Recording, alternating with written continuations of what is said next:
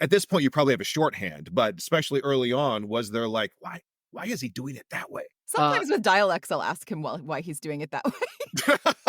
I'll be like, I thought you were doing London. Now you're like in the Midlands somewhere. What are you doing? But I try to keep that to a minimum.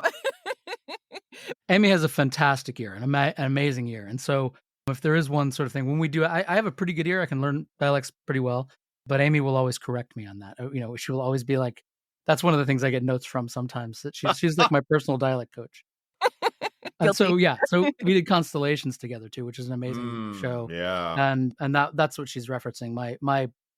I was London Midlands. I was choosing somewhere in between there, and she just couldn't deal with it. I had to make a choice between one of the two. I was like, now you sound like a Beatle. I don't understand. Where are you from?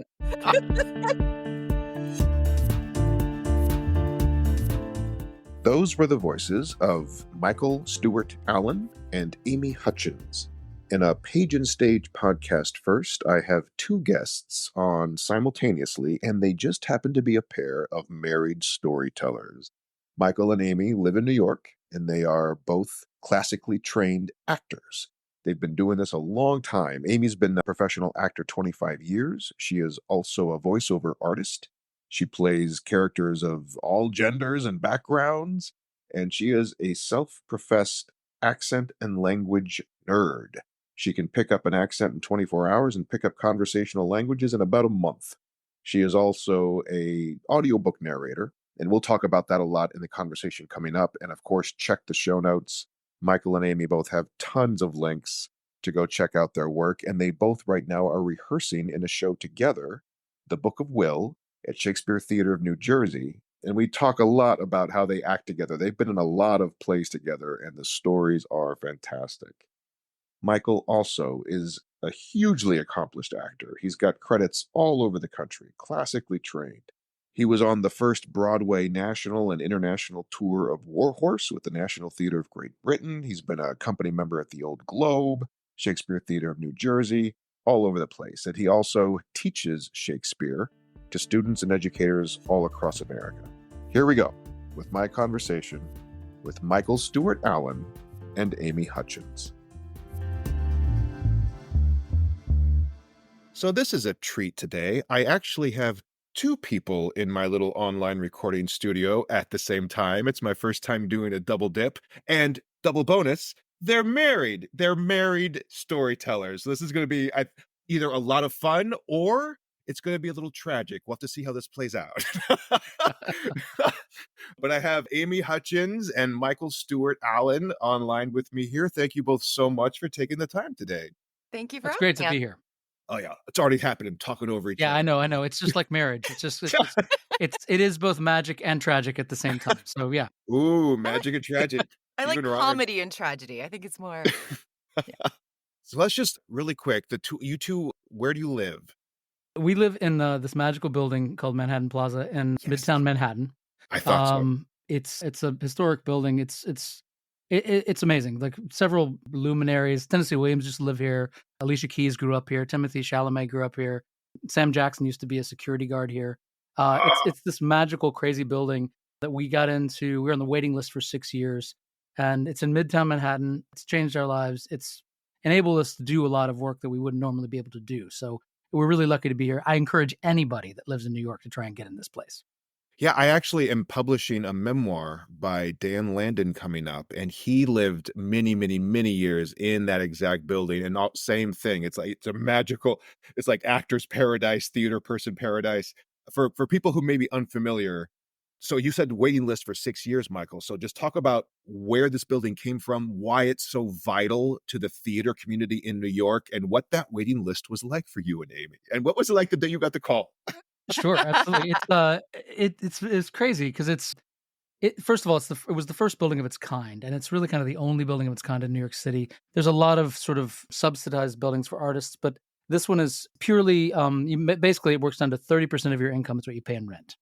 And so no matter what you make, if you're making Broadway salary and production salary, you're paying a very high rent.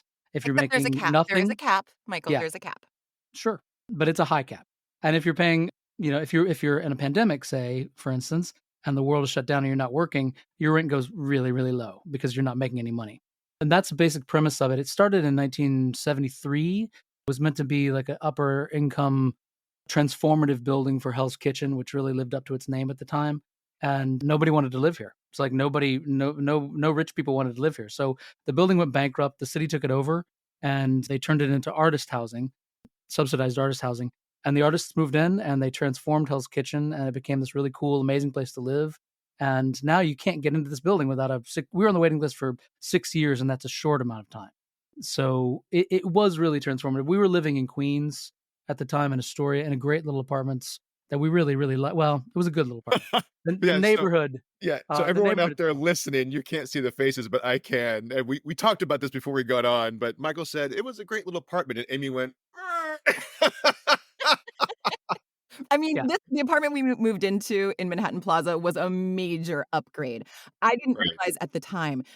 When we got the call, I was like, "I don't wanna leave beautiful Astoria," and I do love Astoria, but we were living in a tiny little one-bedroom with one teeny tiny closet and a cockroach problem. So, Oh. when they showed us and they were like, "You know, I understand that you love Astoria, but you have to see this particular apartment." And because when one becomes available, they show you one. If you say no, they show you the other, and that's it. There are no other options, and you can't go back and say, "I want number 1." So it's like you see the apartment, and that's it. And we walk in, and it's on the 5th floor. It doesn't have a balcony, but it's a corner apartment with 7 Oh. closets, a huge bedroom with 2 closets in the bedroom. We were sharing a teeny tiny closet, and it was like a major upgrade. And yeah, Michael, you can take over the story, but Yeah, no, I it will changed our just say lives. that New Yorkers, it's one of their secret languages. They talk in closets, like No, absolutely, absolutely. I think it's the hardest thing in New York City to find a place. Everybody talks about acting in New York City and what are the challenges of it. I think the hardest thing to do as an actor in New York City is to find a place that you can afford to live that makes you feel like you have a home. And Oh, yeah. that's what we have here. We literally got about 10 feet into the showing of this apartment that day, and we're like, okay, yeah, we'll take it. We'll forget Astoria. Yeah, we're moving in here. This So feels like our $1 million reality TV show right? You know, they have all these house flipping and shows. I mean, we need to have, like, actors walking into the apartments and just capture it on video. no, absolutely. A friend of mine just moved into the adjacent building, which is the same thing, and he has the same experience. Hmm. He and his wife moved in, and they have a studio. We have a one bedroom, but they have a studio, and they both walked in, and they were like, "Yes, okay, great, yeah, we're moving here, great." like counting the closets, you know? Right, yeah, exactly. Well, congratulations on your 7 closets, that's fantastic. Uh, so you're both I mean, New York-based actors. Amy, I'll start with you. It just kind of the nutshell of your Amy Hutchins actor origin story. What got you into acting and what compelled you to pursue it as, I mean, storytelling's not always an easy career. What drove you to do it? I always knew, it sounds so cliché, but, like, it was one of those. I was in 1st grade, I wasn't selected to be in the holiday play, and I was consumed with such jealousy, and I had to sit through rehearsals every single day. I knew the play inside and out, and then the person playing the narrator who opens the show and is the narrator of the play came down with chickenpox the same day of the opening, and I just boldly Conveniently came down.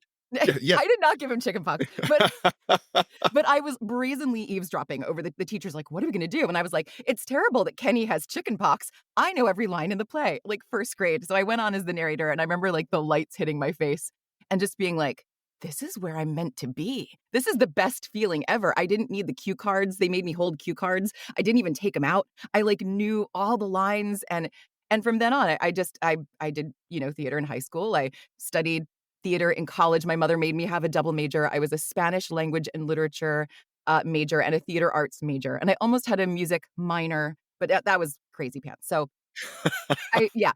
And then but I went to Drew University in Madison, New Jersey, which at the time had 2 equity theaters on its campus.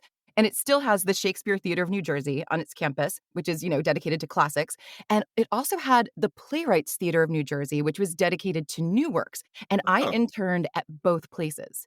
Um, Oh. so I was just working with all of these like New York City actors. I mean, I was doing menial tasks, but sometimes I was asked to read stage directions.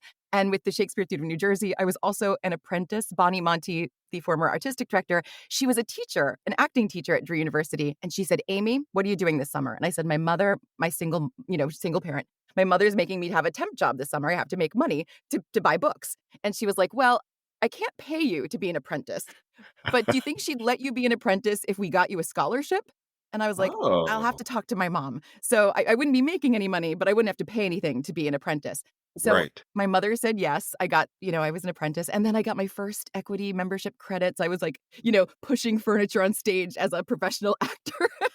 Yeah, we've Dressed up all as been there. Yep, like spear carrier number 3, taking acting classes. And it just, that's how I started building my resume. And then I graduated and I started auditioning, which was the hardest part, is auditioning, Yeah, having the guts to do it and showing up and going through with the callbacks and going through with all that. And I started getting cast. And the yeah. rest is kind of history. That's my little Awesome. origin story. Fantastic. Yeah. Michael. Yeah, well, so mine is. I kept trying to not do acting. I feel like I I was intrigued by it. Was always something to do. I was always playing soccer in the fall, and then I would do the school play in the winter and in the spring. And then when I got to college, I was like, okay, I'm just going to I got a full ride to University of North Carolina, Chapel Hill, to teach English. And so that's what I thought I was going to do, was to be a teacher. I went in there and I ended up double majoring in acting because my first semester I auditioned for the school play and I got the lead in it, and so I started getting involved with the drama department, ended up double majoring.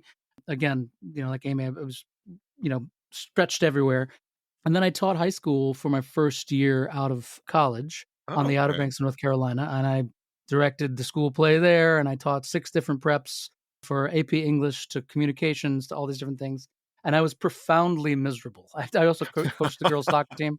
And I just would sit in my house that I had there on the Outer Banks at night on Sundays and just be like, oh my God, I got to go through another week of this. And so Mm, after a year of that, I was just like, you know what I really want to do? I want to give it a go and try and move to New York. So I moved to New York and enrolled in the Michael Howard Studios here, who used to be a teacher at Juilliard, and took some classes with him and started auditioning. And I said I'd give myself 2 years to do it, and that to see if I was, cut out for it and could make it happen. So, and that was 26 years ago, 27 years ago. So I guess it worked out. I don't know. The verdict's still out, but it seems to be going okay. So, Michael, you're in the Outer Banks in this house, miserable, but how many closets did you have? I had quite a few closets. In fact, I had a second bedroom. If I had that house in New York Ooh. City, I would be set. Like, Yeah, absolutely. And I was paying like $230 a right. month. It was crazy ridiculous. But I just wasn't happy. So I Yeah. moved to New York to yeah, and it's worked out. And I mean, I met at the Shakespeare Theater, New Jersey, just to I was just sort of gonna bring it say, all around. yeah, Yeah. you moved to New York, and so then Michael and Amy, the magical moment happened at Shakespeare Theater, New Jersey? For the first time, yeah, we met there. That was the first time we recordedly met. Yeah, that we remembered We that had we met. met. It turned out we met once before when Amy was in high school, of all things. Yeah, I was And visiting the Lost Colony with a friend, and there was this really cute juggler juggling before the show, and he was like, he knew my friend's brother. And I remember thinking, "Ooh, that's a really cute juggler." And only later, once we're dating, Michael was like, "Wait a minute. I remember when Josh came to see the Lost Colony, and I was like juggling before the show." And he was like, "You were the hot friend." And I was like, Oh, "You were the hot juggler." oh yeah, it was destined to be. It wow. was destined to be. But that's what he That's didn't remember. amazing. Yeah, we've been dating about a year before we put that together. It was crazy. That has made my day right there. Okay. It was All meant to right, be. so we had the hot juggling, forgot about it. We meet in New Jersey. Were we in a show together, or We were in separate shows. I was hired as a part of the Nonic company for the season. The first okay, season, they opened up the new theater there. And that means the Um, Nonic company that performs on the main stage. I was yeah, part of the Nonic touring company, which was not on the main stage that right. summer. And had just finished my senior year of college. He was already graduated and living in New York City. I was not living in New York City yet. It was the summer right after graduating. And I went to Drew University. So it was all on my campus. So he was like this Nonic main stager guy, just like walking through the halls like he owned the place. And Oh we just man. knew each other in passing. And Yep. then we met each other again right when I moved to New York City at Christmas, right after Christmas, right before New Year's, at Bonnie Monty's, the artistic director's New Year's Eve party. Michael Oh, was there, okay. and my friend Sarah and her then boyfriend Grant were like, "Hey, Amy, we're going to Bonnie's. You're invited. We have to pick up Michael Allen from Newark Airport on the way to this party." And I'm like, "Oh, great, Michael Allen, the guy who like thinks he owns the place." And he was really sweet. And there was something different about him, and we ended up having a New Year's Eve kiss that night, Oh my and the rest goodness. was history. Sorry. I'm getting so many Dazed and Confused Matthew McConaughey vibes right now, Michael. I'm just Oh, I know. It's I had a lot more hair then. I wish yeah. Yeah. I will accept the maligning that Amy did of me, of my character and that time. I won't defend myself. But I was getting out of a very bad relationship at the time, so enough said. Enough said about I'll forget. We have moved past. It's all it. good. Yeah. So let's because I do know that the two of you have performed in several shows together since then, and I want to get into that. But first, I want to set up for that because you are two individuals who I'm sure approach acting in your own way. You're both professional storytellers. You've done your training. You have your own theories. You have your own things you put into practice on stage many, many times. So I'd love to just to kind of parse out for each of you, what is your particular acting process? And the setup for that, so everyone can be waiting for it with suspense, is when you're acting together, does that change? What's it like to act opposite with your beloved partner? So we're going to get to there because that's the juicy part. That's the really intriguing, different angle for this particular episode. But Amy, what is, as an actor, as a storyteller, as a performer, how do you approach that? What is your kind of methodology? What is your approach? What do you bring onto the stage? Yeah, so I'm very text-based. I mine the text for all the clues. I'm a big believer that it's in there. That all of the answers that you need are given to you by the playwright and that you can form a structure that so I'm very text-based. So I'm very internal to external. I don't approach Okay. things like, "Oh, what's my spirit bird or spirit animal?" And I'm gonna no, that is this color, this animal, this character is blue. This guy, and I don't understand any of that. I'm very like, what do I know? What are the facts? What are the circumstances? What and then I like look into the exchanges and the reactions, and I find the thoughts. It's a very internal to external process. So it's really just like it's a puzzle, and I'm trying to figure it out and trying to fully flesh from this information a 3D human being and getting clues from how they interact with other people, with Yeah. themselves, with their circumstances throughout the play. That's my process. It's very internal to external. Great. So let me ask you a question, Amy, then. Once you're in rehearsal, so I bet you love table work, right? The first week or so when you're all at the table Yeah. and just digging the script Oh and yeah. tearing it apart. That's awesome. Yeah. Once you're on your feet, Mm. how do you then bring all of that analytical work to physical life? Like, do you have a process or a warm up or a particular way you do that? Does it depend on the character? But to go from table to rehearsal stage, Yeah. what's that leap like for you? It's always this terrifying leap into a black box with tape on the floor. With tape, yeah. And then I go, wait a minute, let me see the model again. What's this line? What's this line? And I have to physically construct like the set around me. I have to kind of, because, you're in rehearsal, it's just tape and Yeah. you're given a little model. And I really need to like visualize and flesh out where I am in the space. Oh, I'm in a kitchen. Okay. Where are the things in the kitchen? Like I'm very specific. So that's always the biggest leap for me from internal to blocking. And it helps me to visualize it, to have models. And before knowing that we're going to start blocking, I always kind of like pre-plan an idea of moving through the space of like what my character wants to do. That helps inform it. But it's always tricky for me to visualize the 3D around me in a black box before we get to the stage. And it all makes Yeah. sense.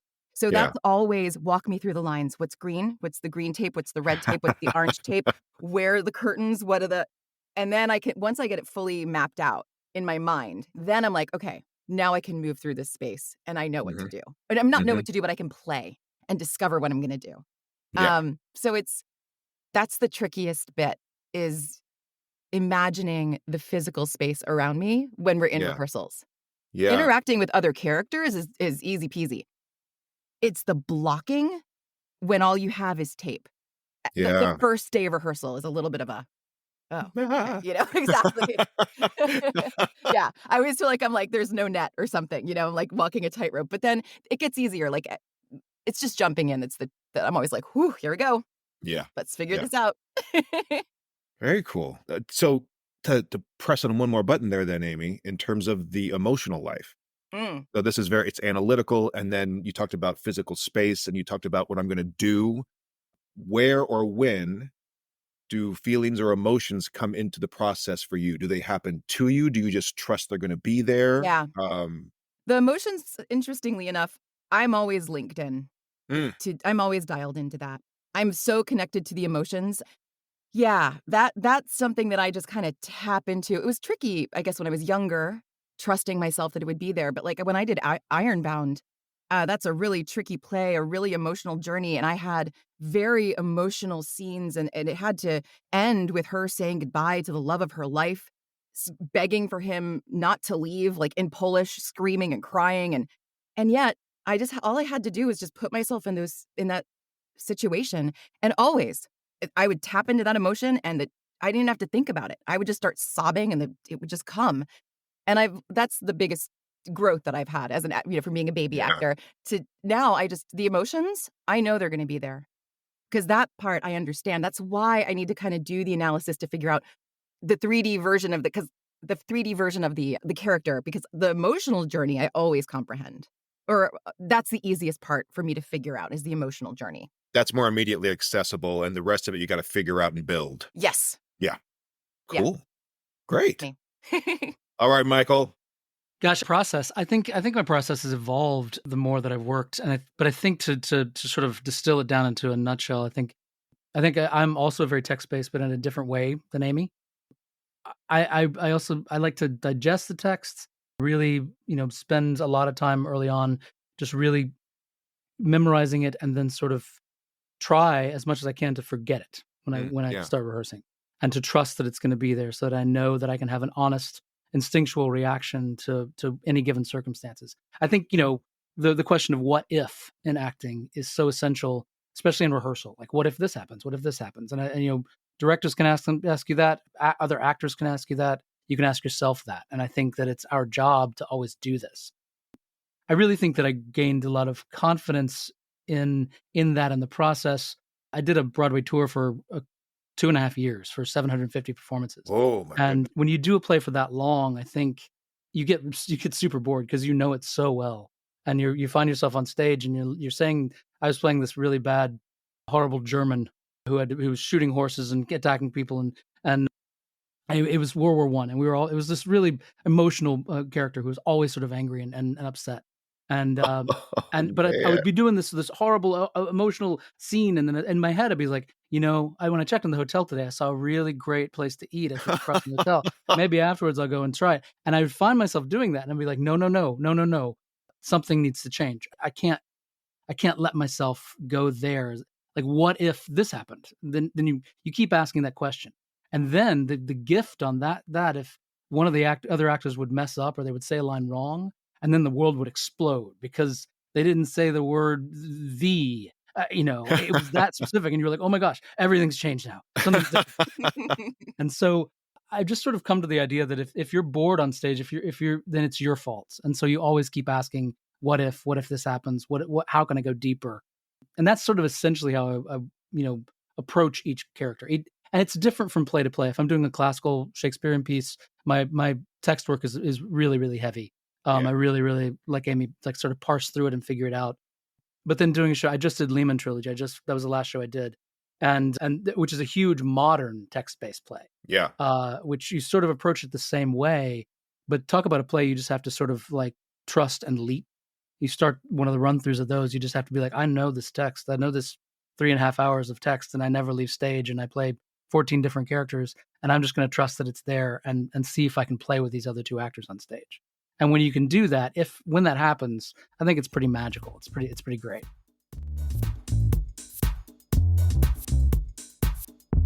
Great. So you both mentioned textual analysis, textual-based approaches to process. And I'm wondering, and Michael, you specifically said, especially with Shakespeare classical text, and Amy, you said, you cut your teeth on an apprenticeship at Shakespeare Theater of New Jersey. Is Joe Disher still there, by the way? He's No. not. He's not. No. Okay. No. I got to work with Joe once in St. Louis on Julius.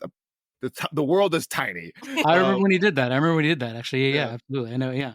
I wonder if, because back in Shakespeare's day, it was let's go hear a play. They didn't have sets, costumes. I mean, they were performing in the middle of the afternoon with chickens and oranges, and it was chaos. And the only thing they did have was the language. Everything had to be painted by the language. And I think that level of textual analysis on a classical text is a result of the lack of production values, as it were, that they had back then. You both seem to, though, find a lot of benefit from bringing that same level of intense textual analysis even to modern plays. Like, Amy, your other job was with a writers' theater, right? Oh, yeah, the Playwrights Theater of New Jersey, yeah. Right, which is new work, Right. right? So even that, it's a play being built in real time as you work on it. And it's all about what if the character says this. Back to Michael's point, what if? Mm-hmm. A new play in development is all what if. Are there modern plays? I'm asking you both kind of an opinion question here because I don't have an answer. I'm curious. That level of textual analysis, can it get in the way sometimes of maybe more visual theater, or a play that is less about what is being said and more about what is being seen? I don't know. This is just kind of came out listening to the two of you. What do you think about something like that? I think it depends on how well written and well fleshed out the actual script is. You can have beautiful plays, but when you actually look at the manuscript, they may not be the most well-written, fully fleshed out textually plays. They might be visually stunning, but then when you read it on paper, you go, wow, that's not what I just saw is not what I would have imagined had I just How'd they get to there from here, right? Yes. Yeah. Michael? It's called a heavy lifting play. I think I always call those heavy lifting plays. Because as an actor, you really have to really lift, a large amount onto your back with that and sort of trust and jump even more. It's interesting you asked that, Jason, because I was thinking about my initial response. The first play I thought of was doing Waiting for Godot. I did it just past fall. And reading that, it seems like sort of a nonsense scene, like one nonsense scene that goes on and on and on. And I was playing Lucky, so I had the speech that goes on for 4 pages where it's on the page. It looks like, yeah, exactly. It looks like absolute nonsense. And it was one of the hardest things I've ever had to do to memorize because it didn't really make sense. But then once I started to look for a structure and to look for specifics in the text, it sort of came around. It sort of came and sort of fell into place. And I thought it was fascinating because it wasn't something that I could start out text-wise. I couldn't say when I'm saying, the skull in Connemara, that means this. That didn't mean anything in this sense. But the repetition of the sound and the language, I said that 5 times in a row, meant something to me. And so it was a very different sort of way of working with the text, but I still feel like it was in the text. I still feel like great plays and great writers still give you something in the text to inspire that visual or that imagery. And I think I don't know. It's just the way I like to work, really. And I don't think it'll get in the way. If it gets in the way, then maybe you should change on how, if you're finding it getting in the way, change how you look at the text and what examination you're doing of it. I do think text work is like a series of filters. You're always passing the text through some sieves and you're seeing what sticks in the filter and what works for you to make the really good brew for your character. And I think it's a distillation process. And so I have all these different filters that I sort of pass the text through and see what works for me and let the other stuff go. And another actor will do something entirely different. Yeah. That filter metaphor is, I use that with directing a lot, where you read the script once for each character. You read the script once for sound. You read the script once for lights. Like you almost like you have to focus on one singular aspect or one singular character and read the play with just that on top, if you're going to have any sense of how to talk to your designers or the actors, or right, it's forest and trees. Yeah, absolutely. I think it's such an important thing in theaters that we, that's what makes us artists, right? That's what makes us our own. Whatever sticks in that filter is what we, it's what true to us. Yeah, and I think that's important. Have either of you ever? I know I'm making everyone wait for the how do they act together question, but this is just so fascinating. Have either of you ever done the same role or even the same play more than once? To the point of your filters, Michael, is that as you change as an artist and human, your filters change and how you approach. Like I played Captain Absolute in The Rivals once in college, and then it was one of my first professional gigs later in St. Louis, and it was completely different. One, Amy, I was a baby actor in college, right? But more importantly, it was also knowing the play better, different director, different design, and all my filters both internally had changed and then externally were being changed too. Have either of you experienced that joy, that terror of going back to the same play or same character I've years done it. later? I've done it a few times actually. I've played Tom Joad twice in Grapes of Wrath. Oh Two wow! different, vastly different situations and different sort of. One was the first time I did it. It was this spectacular staging where it rained on stage and there was a real, Model A that came out and we got in the back Oh of this man! real car and the car spun around and everything revolved and the Colorado River, the stage opened up and we jumped into this huge pit of water. It was amazing. And then the second time I did it was in a smaller theater in Ohio, and it was just done with all crates, like all milk crates. And Wow! we created everything. And so the process, just staging wise, was vastly different. That time I feel like I really had to get the first process out of my head was the big problem. Because I knew Yeah, all the lines, I knew the emotional arc of the character. And none of that changed so much, but just getting all of what was Amy was talking about, the visuals of the staging out of my head and not wanting that Model A, like yeah. trusting that those milk crates were enough. And then I played Macbeth twice, with Mm. about 6 or 7 years in between and one pandemic in between. And Well, yeah, your filters changed a yeah, lot. so coming back to that play, which is I feel like you could do that part, 750 performances and find something new each time. Coming back to that part in a vastly different situation, out of a pandemic, I feel like there were things that really resonated. I was about 5 or 6 years older, and I'd had a major, like, a surgery on my knee, so I felt a little weaker a little bit, Oh but yeah, also, it resonated with me that this guy's a warrior, that he has these wounds, these things that have not healed yet from him, and so he has to deal with that, and that really sort of colored some of the speech, and I felt like I could go deeper, not because I knew the material better, but also that experience had sort of resonated a little more too. yeah. Amy? The only thing that comes to mind is I did Wait Until Dark twice, but it was two different versions. It was the original, and then it was the Jeffrey Hatcher version, which was Oh.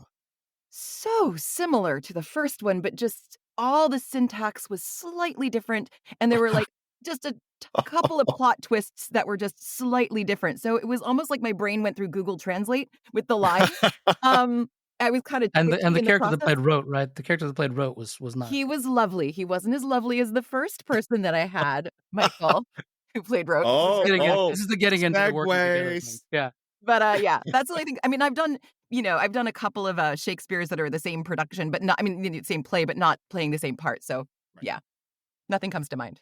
So, it sounds like the 2 of you were in Wait Until Dark together. We were. Just So I played Rote. Yeah. Yes. so just really quick to set the stage, talk about the first time you were in a show together, and has there been, like, that married couple conversation about, "We're going to pursue this," or "We're not? Is it good for us to work together? Is it not?" Has that ever been a conversation? Did it just kind of happen and you went, "Awesome, we get to share housing," or I think oftentimes I think the first time it happened was because the theater was like, "Oh, we can just put you one in one house." Oh, totally, it's That's a money thing. fantastic. I did Yeah. that as a producer all the time. Yeah. So I think there's some element of that to it. Well, also, I I was at the Cincinnati Shakespeare Festival back when it was called that. Now it's called the Cincinnati Shakespeare Company or something, but I was doing Cincy Shakes for a year. I was hired for a year-long contract, and so Oh, Michael and I were dating. We had just started dating. I don't even think we had moved in yet. And Michael said, "Well, my job is to then audition for every theater within a 2-hour radius of Cincinnati so we can see each other." And so he got cast in Columbus, Ohio. I believe that was the Grapes of Wrath thing. They really liked you. I met the people there while I was doing the Cincinnati gig. And then when the Cincinnati gig ended, we were living in New York City and they said, "Hey, would you guys want to do The Importance of Being Earnest together?" oh, And fun. that's what got us our first show together. Yeah, the evolution Which of parts? Was it Gwen and Jack? Was it we were Cecily and Algernon. so perfect, perfect. Yeah. But there was that during that show, that was sort of the first time we sort of figured out how to work together because we were living together. We were driving to the theater together. We were all, and they put us in this extended stay hotel room. So it wasn't even Oh like my goodness. we had another room. So I do remember driving to the theater, and we would be like, okay, we have to pretend like we just met and fell in love for the first time when we saw each other. And all we've done is see each other for the past 24 hours. But Right. we need to, like, we would get to the theater and we would both be like, okay, see ya. And we would leave, and we would each go to our dressing rooms or like stay away from each other For like until an we saw each hour. other on stage. Like it was like, yeah. So I had to have that separation of space. Yeah. And so we sort of figured that out. It's almost like 'Cause- with going on stage, it's like, don't see each other before the wedding. Like you go get ready. I'll see you on stage. yeah, yeah. Because In we were that in a time, hotel room. It was like an extended stay. It was like a studio, a tiny Right. little studio apartment. And we were living together in like a 1-bedroom apartment with a door. We didn't even have a door where we were. So we didn't need that separation of I'll be in my dressing room doing my hair for an hour. You do whatever you're going to do, and we'll see each other on stage. yeah. I remember in the rehearsal room, the director kept saying, like, I need to see that, it's that first spark where we first see each other and you see somebody, and like, I've done nothing but see this person for the past okay, this is really, really hard. And then the Yeah, second the time we were director's together, like, I don't buy it. You're not in love. I don't buy it first. totally. And we're like, no, we are in love. It's just a different kind of love. Yeah, we have to get back to that. Oh my Um, goodness. yeah, that was a challenging thing. But we did Our it. our our relationships on stage sort of evolved after that. The next time we did Comedy of Errors, where I played her servant, Romeo. Dromio. That was Uh, fun. so the first one we Yes. fell in love, and then we did Wait Until Dark, where we tried to kill each other. So it was like an evolution. Oh, wait, that Of we wasn't the next one. No, the next one was The Foreigner, where you played Right. my evil fiance? Yeah, I think that's right. Yeah. Or were we married? I can't remember. No, we were where getting mar- we were getting married. Yeah, and I had to like break up with you because you were evil, like you were part of the KKK or something. It was horrible. So that was fiery. And then it was Wait Until Dark, where you got to torture me. And we had to have a knockout, drag out fight where I stabbed you. Right. That end. Yeah. This is for you making me your servant. Wow. That was fun, My- though. my Yeah, that was goodness. fun. I think that process, because it was so violent what we had to do to each other, was easier that we had this trust Yes. and connection beforehand. So, her stabbing me with a knife every night, like, was it was done in a loving way. And, like, I No, just knew that it was going to be, it was going to be okay. No, but Everything from- was going to be okay. Super cathartic. Yeah. No, Yeah. but from a fight choreography standpoint, we didn't have to go through that awkward, is it okay if I put my hand Right. here? Is it okay if Right. I do this? Which always takes time. And so the fight choreographer was just delighted. DC was like, oh, I'm so happy you guys are married. You guys already like trust each other. And, so it was an intense fight, falling to the ground and tackling me and controlled falls. And it was intense, but it was fun. If I could be crying and screaming and sobbing at the same time in my acting, but yeah, because I trusted him. Yeah. Yeah. 'Cause so often you hear the story of, like, people meet on set or meet on a play, and it is that love at first sight. It's so intense, and then distance, or in this case, being around each other too much. Right. I'm thinking of the Ted Lasso episode where Keely just loses it because Roy is always there. Right. Um, Exactly. that Yeah. it sounds like that the two of you have found a way to navigate that, whether it's finding space to get ready, whether it's the fact that your relationship on stage is constantly changing, which probably makes things fun, Mhm. right? You're not always playing lovers. You're playing like they're trying to kill you, right? And that is a whole different way to approach. And let me ask this: do you talk about the play when you go home at night, or do you kind of leave that just for the rehearsal room? I think it depends on the play. You can answer this too. I mean, Oh, wait, outside Mullingar too. That was yeah, we've done after several we shows tried to kill together. each other. We did go back to like that kind of relationship with outside Mullingar. I feel like we talked a lot about outside Mullingar. Maybe because we didn't have a lot of rehearsal time. It's a small theater, and so we did do a lot of rehearsing outside of rehearsal. Right. Yeah, I think it depends on the play, because I was going to use outside Mullingar as the example. Like we went from trying to kill each other and Wait Until Dark, where we walked away from the play and be like, okay, we have to let that stay in the rehearsal room, Give a big because hug. we can't bring that home. We just like hugged each Right. other and went home and watched like comedies and drank wine. Right. And like, but with outside Mullingar, it's a lovely little play, and we get to play these two sort of oddball characters that we really sort of both sort of loved. Yeah. And so we talked about that a lot outside of, and we spoke an Irish accent together for most of the time, and we'd drive to the theater like talking in Irish, and Or singing Irish again songs. we're singing Irish Yeah. songs. Child's Christmas in Wales was the same thing. We both had to learn a Welsh accent, so we just spoke in Welsh like the entire time on the way to the theater. There are certain things, some plays you want to leave at the theater as a Yeah. married couple, and certain plays you want to be like, oh yeah, this is really fun. Let's explore this more.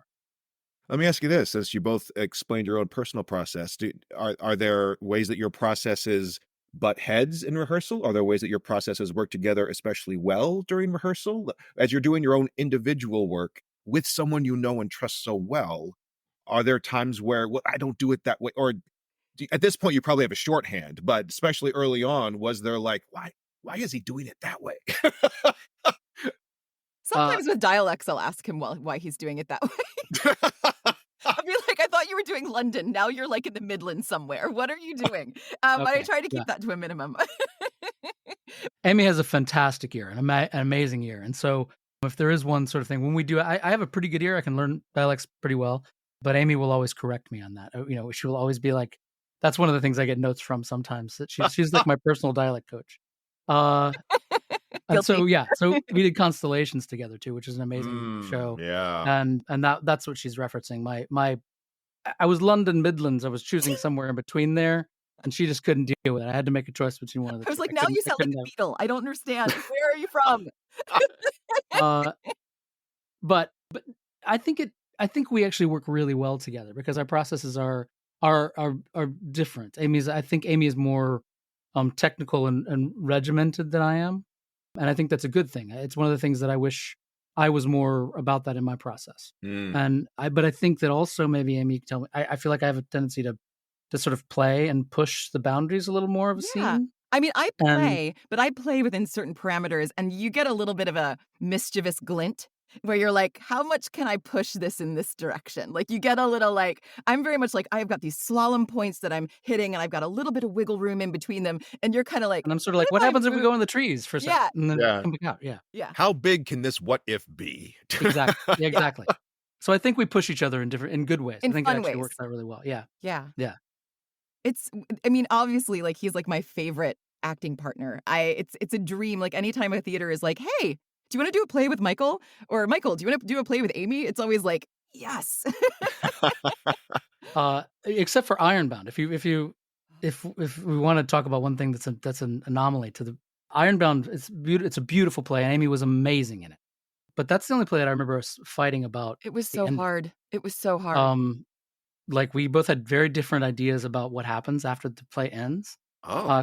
Because the play takes place over 30 years. It's the same. Yeah, She you played see the same her at character. like 20 and you see her at like 45, and it jumps through time. Even within a scene, it will jump. She's 45 years old, and she's 20 years old, and she's 30 years old. And my character like never leaves the stage, and you see her at different points in her life with different people. Each scene is a 2-person scene, and I had 3 scenes with you, and then with 2 other people. And I was playing her modern boyfriend, her Okay. who I thought it was kind of a happy ending at the end of the play, that they get together. He finally proposes marriage, and she says yes, and they sort of reconcile and they get together. Amy thought it was tragic because she was still hung up on her first husband, and to this day, I don't think we've ever resolved that argument. I think that was one of the things we would leave the theater and be like, let's just not talk about that anymore. Right. I have to play my reality, you have to play your reality, and we can go from there. Yeah. Like, in preparation, we even saw the Lincoln Center production at the archive, the Film and Tape Archive. And I'm watching it, and I'm just sobbing and sobbing. And it's the end, and she's settling for this schlump because she has nowhere else to go. And it's like, yeah, sure, I'll marry you, even though you're having all these affairs with all these other women, and I just tried to blackmail you because I found out. But sure, I'll marry you. And and I'm like sobbing, it's so tragic. And Michael was like, see, it's a happy ending. I just couldn't stop sobbing about it. That's amazing. Oh my goodness. But Michael defends his character. That's why he plays villains so well, because he doesn't see them as villains. He sees them as human beings with flaws and who are justified in their actions. And that is something that I love about Michael, is he gives such nuanced performances to characters that could very easily be black and white. And I think in that situation, playing Tommy, seeing in Tommy's mind, I mean, that's a slam dunk. Like when she says yes, he takes the bouquet of flowers and he spikes them on the ground. That's like the stage direction. Like, yes, she said yes. So Michael just gets really into character and identifies deeply, even with incredibly flawed characters.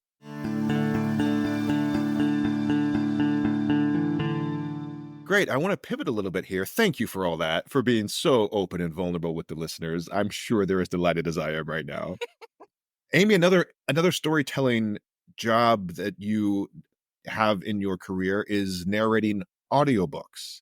And even right now, I see you in your little lovely booth, Yeah. with the professional microphone and everything. Talk about a little bit how you got into that really quick, and then what is your process like for an audiobook where you're playing all the characters and it's just your voice and there's no one to play it off of, and this actually must be your dream because there's no physical world that you have to there's no tape on any floor anywhere. It's just a book. That's so Uh, true. but talk about audiobooks in terms of being a storyteller and interpretive storyteller, Yeah. especially because it's someone else's words. It's so many different characters. Just what do you go through for that? Sure. So, really quickly, back in 2019, I have a friend who's a regional theater actor and an audiobook narrator. She was making a good living from doing audiobook narration. She lived in my building and she said, Amy, make extra money in between regional theater gigs, do audiobook narration. And I was like, how? And she said, go to the SAG-AFTRA Foundation's voiceover lab. It's free if you're a SAG-AFTRA member or an equity member of Equity.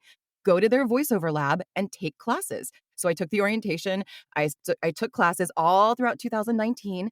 Christmas of 2019, Michael gifted me with my first baby little professional microphone and little headphones, and he gifted me a closet, not this beautiful booth, but a closet in New York City. So Whoa. I know, which is we talked about closets. So we converted a closet into a booth. We had everything set up. I remember January of 2020 at Michael's birthday party, we were showing off my little closet booth with like blankets and stuff and my gear. And I hadn't done anything with it yet. Fast forward to theaters shutting down in March of 2020, all of our hard-earned gigs gone for who knew how long. And I thought, well, I've got this gear sitting here. Time to learn how to use the DAW, the digital audio workstation, learn how to edit, learn how to audition. Time to do this. And so I very slowly started learning, auditioning, booking royalty share gigs where you split the profits, not very high earning Yeah. anything, but Yeah. establishing a repertoire on Audible. And then I started then charging per finished hour rates, which is much better than royalty share because Yeah. you're basically working for free. You don't know that you're going to get anything in return. And fast forward to, I guess last year, I started working with publishers as well. So now I have about over 70 books under my pseudonym, Amelia Hugh. I have 3 Oh. books under my own name, Amy Hutchins. I just qualified for July health insurance through Hey. SAG-AFTRA. I know, right? And it's like for a whole year. So it's like my little meat and potatoes right now. And I'm fitting in regional theater gigs in between, so I'm now kind of creating that balance. But the reason I love audiobook narration is, like you said, it's all imagination. It's all text-based. I get to play all of the parts. I get to drive the whole story. It's like a one-woman show. So Yeah. the process is, instead of just focusing on my character that I'm playing in a script, I have to it's like literary analysis. I have to make notes of every single speaking character, what other characters say about them, about their vocal quality, about their energy, and I have to create fully fleshed characters, vocal characters, out of all of, every single person who speaks in the book. I make notes on beat changes. I make notes on, dialects or the ways that they speak. And the prep part, it takes the most amount of time, and then that just makes like the recording fun. The recording then is like, okay, you do the prep, you prep the entire book, you know who all the characters are, and then you get in the booth and you tell the story. And you pretend that you're telling it not to an audience of 1,000 people, but like you pretend that you're telling it to like your one best friend, Yeah. like across the table from you. So it's a really intimate storytelling experience. And these stories, they make me cry, they make me laugh, it's so much fun. And now when I get permission, I'm live streaming my recording sessions on TikTok, and I have over 30,000 followers. And every night around 20,000, I've had even 113,000 at one session just watching while I live record. And it's this little book club family. And it's so much fun. It's just so when I get permission, I live stream the entire recording process from opening credits, the whole story to closing credits. And every night they're like, same time tomorrow? I'm like, same time tomorrow. And it's really fun. It's like I get to do, and I have like a little adrenaline buzz after. I don't doubt it. My goodness. So yeah. That almost kind of, I wonder, well, that's interesting, Amy. Because you're right. The audiobook narration, the relationship is a one-to-one relationship. You're not on a stage trying to reach back row, back corner. It's you and the mic. So it's it's NPR voice. It can be Kind of. subtle. Yeah. It's that intimate, Like right? film acting. Yeah, because it's audiobook, so they've got earbuds in or something. Exactly. I mean, it is intimate. You don't want to push them away by being Right. too loud, too big. It's a balance. But now you add the sprinkle of I have anywhere from 5 to 100,000 people watching me do this intimate thing. Yeah. Does that provide some kind of performative, energetic shift in you? Does that like galvanize your focus into what you're doing? It does. It makes me more efficient. I spend less time in the booth when I'm live streaming my recording sessions than and it's not because I'm speaking faster. The book length and my average rate of speech is exactly the same. It's because I know it's like that little theater part of my brain that there are people watching just makes me more efficient. Like I mess up less and I'm more decisive in my choices. I don't second guess myself as much because I've done the work. Just like, you do the rehearsal, you get on stage, you forget about it. I've prepped this book. I know these characters. I know this story. I've got everything highlighted. I've got everything marked up. So then I can just jump into this imaginative world and just kind of go. And I have people listening. They want to know what's going to happen. Like I'm telling it to them. It's so much fun. Yeah. Wow. Yeah. I would think you'd have to get permission because then, like, as an author, I might be, well, you're giving my book away for free or something. But it also might then, well, they're going to go check out my. That's an interesting, like, what's the cost-benefit ratio of giving the reading away for free? Yeah. Well, the average listener is only on there for a minute. I only have a core group of fans who are on there for the whole book. And even then, they want to support me. So even then, they're buying the audiobook and then leaving really nice reviews, which is just so sweet. So, but it also, like, because she's doing this live, people go buy the audiobook. Right. Like those people that are on there for a minute, all the authors, you've had several authors comment about how the sales have gone up of their books. Oh, it's a boost. It really boosts their sales. Yeah. That's so cool. Yeah. Man. So it's a fun little acting thing I do every day, which is I get to record these books and it is acting. It's a different kind of acting, but it is storytelling. It is acting. So it's fun.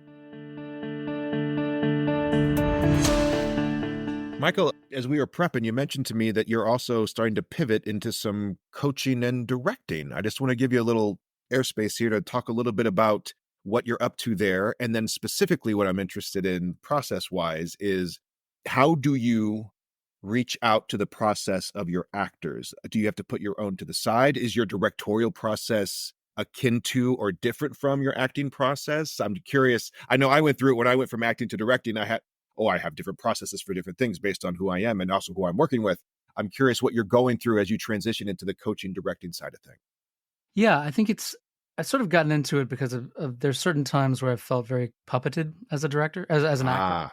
But where a director would be like, you move here, do this, lift your arm, hold this prop, do this thing. And when you question why, then it becomes a huge deal. And so there's been a couple of frustrations with that process. And I think in directing, when I'm trying to approach it, the wonderful thing about directing is you get to control the process, right? You get to sort of, decide how you're going to work. And there's a wonderful quote that I forget who said it, but the quote is that the director isn't in control. They just are in control to make a space where the magic can happen. So to let whatever actors, these actors that you bring into the room with you, trust their process, trust them to get there and guide. I think being a good director is more of a guide. And again, you're sort of the filter. You're that practice audience that sort of decides what works and what doesn't. But you want to create an environment where the actor doesn't feel like they have to get it right for the first time, that there's an element of play. I think that's very important in a rehearsal process. If you're afraid to fail, then what kind of cool, bold choices are you going to get if everybody's trying to play safe and be conservative and just sort of get it right and please someone the first time out? So I think that's what fascinates me about directing is that again, sort of like Amy was talking about with the story, you get to control the story and the narrative and the way you want it told. And you just have these extra people to help you do this. And I think you're all a company. The best directors that I've worked with have been previous actors because they understand what it takes to get up on stage. And I think that's very important to really do that. But the idea of play, I think, is how I approach directing. Play and then distill and distill and distill and refine and refine and refine as you do it more. And the director can worry about lights and the set, and you make all those decisions beforehand. But as far as like the process of acting and exploring the play, it's an exploration and a playful exploration of whatever work you're doing. Yeah. I want to, before I jump to our wrap up, I do want to just a couple minutes, Michael, geek out with you for one sec. Because apparently you also have your own podcast. I do. About the beautiful game. About soccer. Yes, absolutely. You've been a soccer fan your whole life. You've been coached a little bit. And now you are, Amy was singing your praises. Like, you've got a press pass for the New York football, for the Pigeons there in New York. And you do a podcast about the MLS team there. So we could geek out about soccer. Or here's the question. In terms of you as a storyteller, because you said you even do some sports writing. So you're a podcaster, sports writer, focusing on the Pigeons in New York, MLS, Major League Soccer. Do you approach that work from a similar kind of, what's the narrative? Are these players characters? Do you kind of create that story structure for your listeners or readers? Does any of your acting, directing stuff come into play as you're informing us, entertaining us about Major League Soccer? Yeah, absolutely. I think that's probably why it sort of took off for me, because it all came out of I was on tour with Warhorse, that Broadway play, for a couple of years, and some of us, this new team in New York City was going to be formed, and there were a few of us that were big soccer fans, and I'd played for 20 years of my life, and we all sort of got season tickets for the opening season, and then we started following these podcasts that sort of talked about the opening season, and reading sports articles to talk about the team, and then I started commenting on some of them, just sort of like making comments saying like, well, I agree with what you said here, and I don't agree with what you said here. And then eventually I got approached by this website called Last Word on Soccer to be like, we really like your opinions. Do you want to write an opinion article, about the games each week? And I said, sure, I'll do that. I can do that. And I started doing that. And my sort of bent on that was that I did take the narrative of the game. I think there's so many people out there to do a recap. I don't really want to recap. Right. I want to talk about the emotions. I want to talk about what's going through the players' heads. I want to talk about the experience of the game. Once a year, I'll do a experience where I experience it just as a fan, where I'll write a recap where I won't sit in the press box. I'll go into the supporters section and just experience the game as a fan does, and how that changes things, and get quotes from fans or stuff like that. So it does actually. I think it is a narrative for me, and that's always how I try to approach the game. I also think the players' mentality, because I get to interview a lot of them now too. The more I do it, the more I think that it's a direct correlation between sports and theater and what you do, because those guys go out there every day and they essentially rehearse or practice different plays, and they learn these plays and they learn how to do these certain things that work very well in practice and when they go out there in this controlled environment. And then one night a week they go out there and they get in front of 20,000 people, or however many, and they try to run these plays. And sometimes they work and sometimes they don't. And they have to change what they do on the field to make it work. And so I think that's exactly what we do as actors, right? We have this script, we have this idea of where we're going, and sometimes it doesn't always go there in the middle of this live performance. And you have to find a way to make that happen. I think that's what's fascinating to me about sports and the correlation between that and theater, specifically live performance. They're both live performances with a rehearsed set of something. So I do try to bring that into my sports casting and my podcasting, talk about soccer. And I think it's fun, it's a real fun sort of way to look at the game. And I think I'm not going to say unique, because I know there are other people that do it, but I think it's a different way than most sports fans think about the game. At first, when I started podcasting and sportscasting, I didn't tell people I was an actor, because I wanted to have legitimacy in the soccer world. And now more and more people have learned about it, and they actually really are embracing it and really love the fact that I see it from that kind of perspective. And it's starting, actually denying that was actually a hindrance, not a help. There's so many people that get that side of it, that they want something else. So it's been fun. It's a great little side sort of thing to do, a little meat and potatoes, as Amy says. Yeah. Very cool. All right. So I like to wrap up with a couple little quick questions and a spotlight. So we'll get a double answer for each of these. But the first question here is, what is the best advice that you have ever taken? For me, that's easy. I know exactly the moment that a light bulb went off, and it may seem really simple, but I had been cast as a member of the company at the Old Globe by the former director of the Royal Shakespeare Company, Adrian Noble. Had brought us out there when he was first took over the program out there, and was a 6-month Shakespeare rep. We were doing King Lear and Taming of the Shrew and Madness of King George in rep. I was playing Holy, 3 different characters in that. holy. I was gouging out eyes in King Lear, and I was Yeah. playing, a guy who pretended to be his master in Taming of the Shrew, and this really, really big fat politician in a fat suit in Madness of King George. And I remember Adrian Noble pulling me aside in one of the eye gouging rehearsals for King Lear. And I remember him saying, like, Michael, it's called to play. That's all I'm asking you to do. Just play. And I don't know why. I was like, boom. Okay, great. I don't have to get it right for you.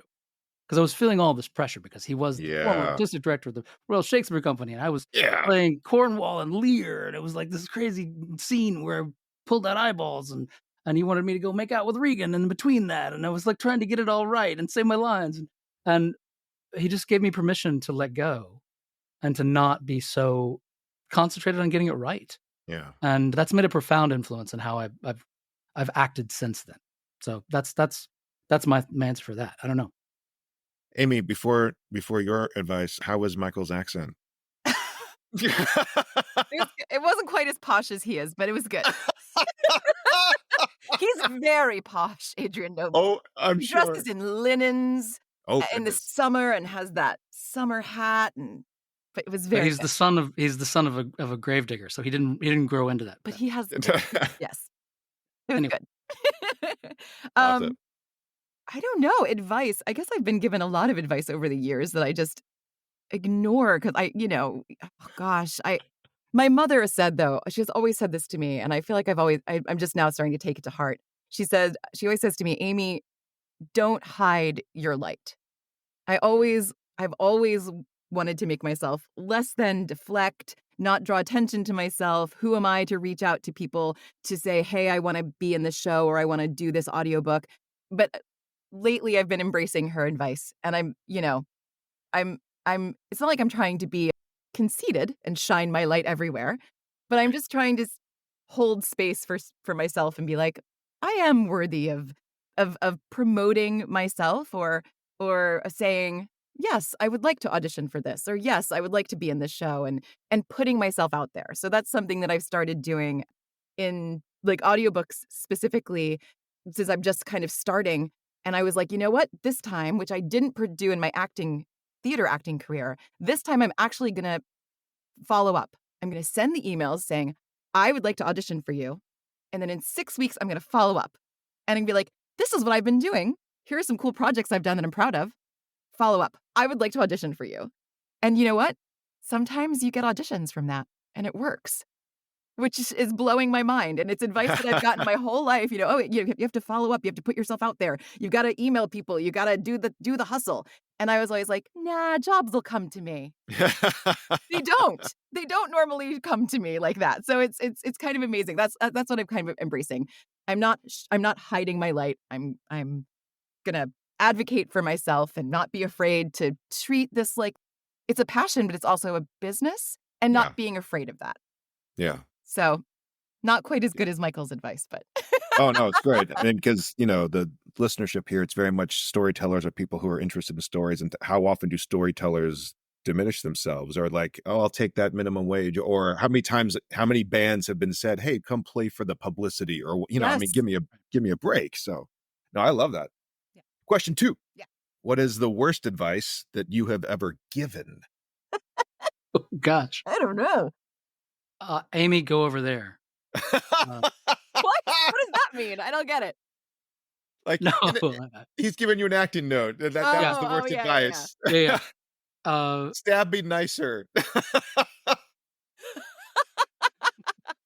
no idea. Worst. No, I actually, well, I'll stick with my answer. I think that just to sort of bring it back around full circle, I think when Amy and I first started working together, because of our different processes, I tried to like make her conform to my process. Yeah. And I just don't think that's helpful at all as an acting partner, as a partner in life. I don't think it helps the process at all. And I think that now what's happening now, because we're doing 2 shows together this year as well. But now going into those, like, I know that Amy's going to be amazing.